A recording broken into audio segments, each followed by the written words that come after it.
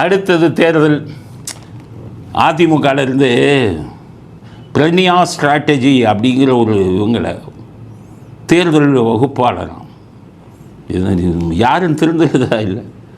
எடப்பாடிக்கு என்ன சொல்ல, எம்ஜிஆரை நம்புங்கய்யா, எம்ஜிஆர் தொண்டனை நம்புங்கய்யா, அதிமுக தொண்டனை நம்புங்க, ஜெயலலிதா அவர்கள் தொண்டனை நம்புங்க. அது என்ன போய் இந்த கம்ப்யூட்டரில் இது வைக்கிற திருட்டு பசங்க பிரனியா ஸ்ட்ராட்டஜின்னு ஒரு புது திருடம் வந்திருக்காரு. அவருக்கு போய் 480 கோடி எடப்பாடி கொடுத்து அவரை பிடிச்சிருக்காரு.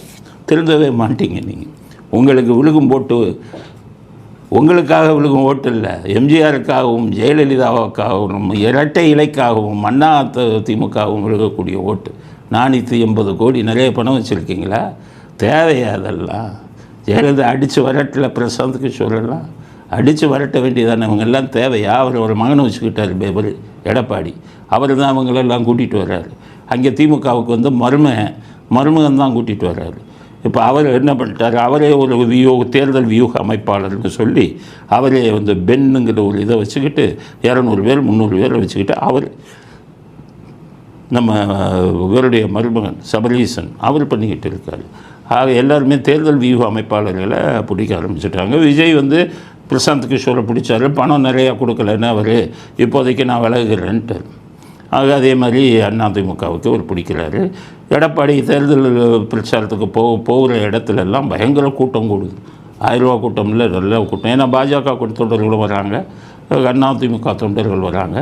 ஸ்டாலினை பிடிக்காதவர்கள் தான் அதிகம் வராங்க அந்த கூட்டத்தில். எடப்பாடிக்கு வர கூட்டத்தில் அதிமுக தொண்டர்களை விட ஸ்டாலினை எதிர்ப்பவர்கள் மிகப்பெரிய அளவில் வந்து இது பண்ணியிருக்காங்க. இன்றைக்கி அண்ணாமலை அறிக்கை விட்டிருக்காரு, அவரை பாராட்டுகிறோம் சொல்லிட்டாரு. அதெல்லாம் கூட்டணியில் எந்த குழப்பமும் இல்லை, இப்படி தான் பேசணும். எல்லோரும் ஒரே புள்ளிகள் இணைந்திருக்கின்றோம்.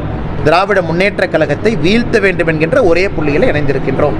அண்ணாமலை அவர்களுக்கு சொல்கிறேன், 26 வரை இப்படி பேசுங்க. கூட்டணியில் எந்த குழப்பமும் இல்லை, எங்களுடைய ஒரே நோக்கம் திமுகவை ஆட்சியை விட்டு அகற்றுவது தான் என்று அண்ணாமலை என்று பேசியிருக்கிறார். அண்ணாமலைக்கு பாராட்டுக்களை தெரிவித்துக் கொள்கிறோம். எலெக்ஷன் வரை இதே மாதிரி பேசுங்க. கூட்டணிக்குள்ள பிரச்சனை இருந்தாலும் அதை வெளியில் பேசாதீங்க. உங்களுடைய ஆதரவாளர்கள், பிஜேபியின் ஆதரவாளர்கள் எல்லாமே ஒட்டுமொத்தமாக கண்ணை மூடிட்டு விருப்பம் ஸ்டாலினை பதவியை விட்டு அகற்றணுங்கிற ஒரே அஜெண்டாவில் இது பண்ணுங்க.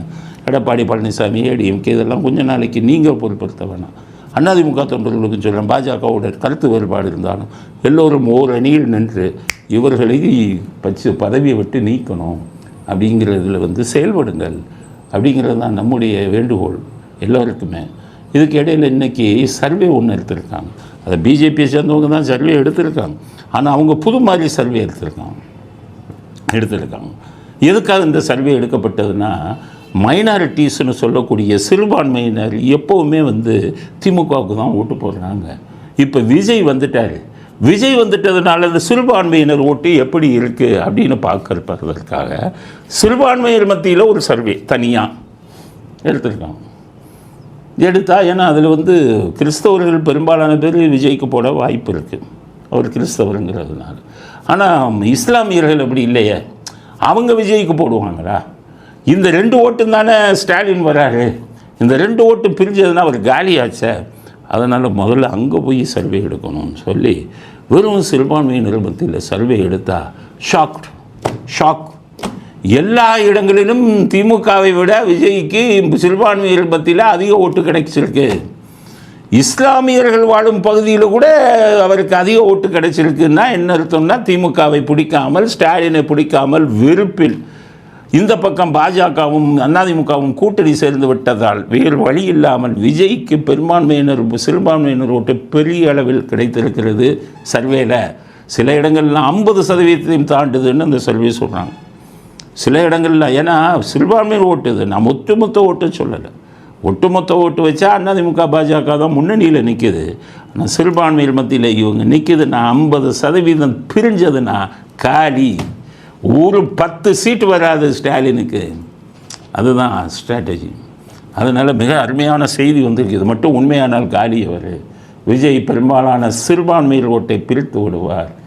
அது வந்து ஸ்டாலினுக்கு சவுத் 1000 விளக்கு தொகுதியிலேயே பார்த்துருக்காங்க. 1000 விளக்கு தொகுதி இஸ்லாமியர்கள் அதிகம் உள்ளது.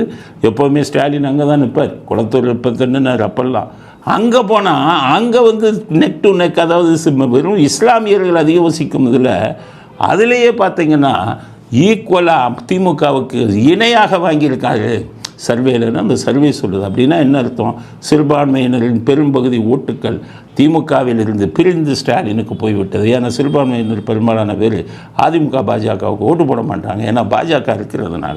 அதனால் தேர்தல் வியூகம் திசை மாறுகிறது. சிறுபான்மையர்கள் மத்தியில் சிறுபான்மையர்கள் ஓட்டு இரண்டாக பிரிகிறது. சிறுபான்மையர்கள் மத்தியில் திமுகவுக்கு இருந்த செல்வாக்கு அடித்து நொறுக்கப்பட்டு விட்டது. அதனால் சிறுபான்மையினர் ஓட்டு பாதிக்கப்பட்டு விஜய்க்கு போனால் திமுக அதோட காலி.